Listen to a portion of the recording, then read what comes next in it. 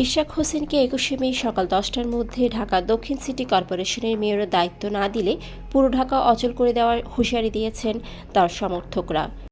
Fashion brand মানে art.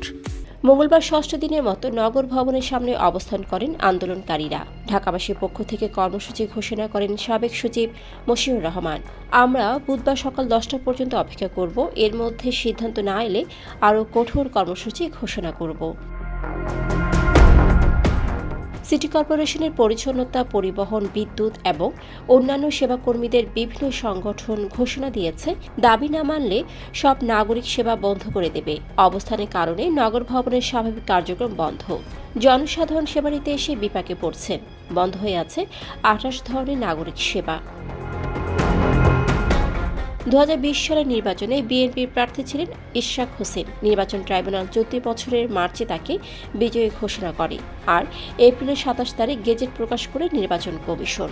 এক Facebook পোস্টে ইশরাক লিখেছেন, ঢাকায় বিএনপির মেয়র ঠেকাতে সরকার সব শক্তি দিয়ে মাঠে নেমেছে, নিরপেক্ষতার মুখোশ খুলে পড়ে গেছে। এদিকে স্থানীয় সরকার উপদেষ্টা আসিফ মাহমুদ পাল্টা ফেসবুক পোস্টে দাবি করেছেন, শপথ গ্রহণের আগে 10টি জটিলতা আছে, যা না মেটালে শপথ সম্ভব নয়। আন্দোলনকে গায়ের জোর বলেও আখ্যা দিয়েছেন তিনি।